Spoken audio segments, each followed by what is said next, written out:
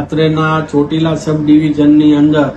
ચોટીલા, થાનગઢ અને મૂળી તાલુકામાં કોઈ પણ પ્રકારની ગેરકાયદેસર પ્રવૃત્તિ થતી હોય તો તેની બાતમી કે હકીકત આપવા માટે અત્રેથી 8792313404 નંબર એક વોટ્સએપ નંબર જાહેર કરેલ છે।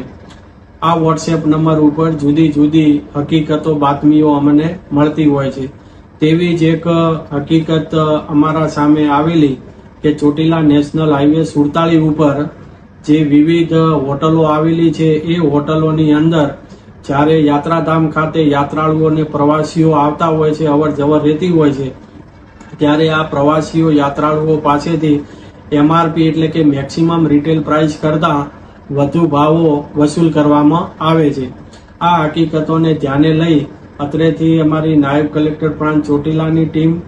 મામલાદાર ચોટીલા અને જિલ્લા લેવલેથી તોલમાપ ખાતાના અધિકારીઓની સંયુક્ત ટીમો બતાવી અને જે 10 હોટલો જે યાદી મળેલી હતી એ તમામે તમામ હોટલોની અંદર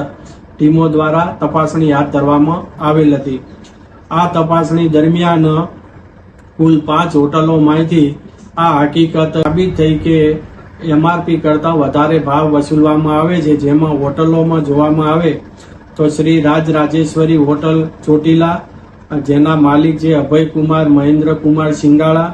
રાજમહેલ હોટલ કુંભારા, જેના માલિક છે ગભરુભાઈ ભોજભાઈ ધાધલ, શ્રી કૃષ્ણા હોટલ નાના ખાંદાસર, જેના માલિક છે મેવાડા માતમભાઈ રામજીભાઈ, આશાપુરા હોટલ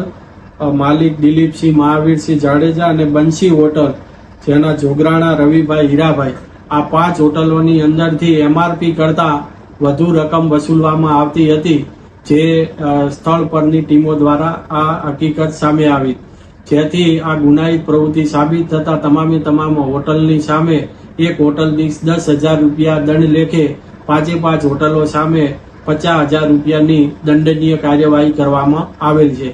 વધુમાં આ 5 હોટલ માલિકોની સામે ભારતીય નાગરિક સુરક્ષા સંહિતાની કલમ